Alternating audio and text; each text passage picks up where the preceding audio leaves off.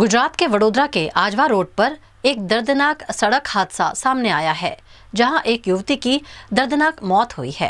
वडोदरा के आजवा रोड इलाके से एक दर्दनाक सड़क हादसे की खबर सामने आई है। यहां सुबह सुबह एक तेज रफ्तार आयशर वाहन की टक्कर से 31 वर्षीय युवती की मौके पर ही मौत हो गई।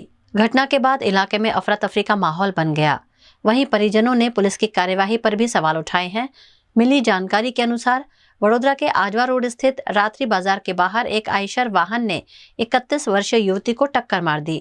टक्कर इतनी जोरदार थी कि युवती की घटनास्थल पर ही मौत हो गई। आजवा रोड चौकड़ी है, ત્યાં આગળ મારી બહેનનું અત્યારે પેલા ટેમ્પા ચાલક દ્વારા ડેથ એક્સિડન્ટ કરવામાં આવેલ છે અને આ અહીંયા 9 વાગ્યા પછી અહીંયા ભારદારી વાહનની નો એન્ટ્રી હોવા છતાં આ સુમારે મારી બહેનની અત્યારે અહીંયા ડેથ થવામાં આવી છે અને ઓન ધી સ્પોટ અહીંયા ડેથ થઈ ગઈ છે એમની। 3 કલાકથી વધુ સમય થઈ ગયો છે ને હજુ સુધી કોઈ કાર્યવાહી કરવામાં આવી નથી અને અહીંયા ડેથ બોડી એવી ને એવી હાલતમાં પડેલી છે। અહીંયા પંચનામું કરી રહ્યા છે, એના કરતાં ત્યાં લઈ ગયા હોય તો મારું પ્રોસેસ પૂરી જલ્દી થાય અને અહીંયા ને અહીંયા મૂકી રાખી છે ડેથ બોડી। 3 કલાકથી આવીને આવી સિચ્યુએશનમાં અહીંયા માખો બમડે છે, અહીંયા બ્લડ પડી રહ્યું છે।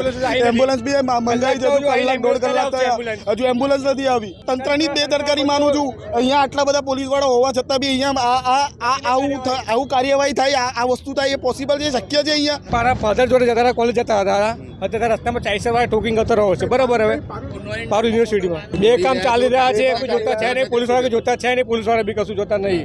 આજે અત્યારે કેટલા ટાઈમ થયો? કલાક ઉપર થયો, જો એમ્બ્યુલન્સ આવી નથી, ઉપર થયો, હજુ એમ્બ્યુલન્સ આવી નથી। શું કામની સરકાર ટ્રાફિક સહાય કરવાને કશું છે નહીં, કશું કરી કોણ નહીં, કંઈ બોલી મતલબ નહીં બોલીને કશું।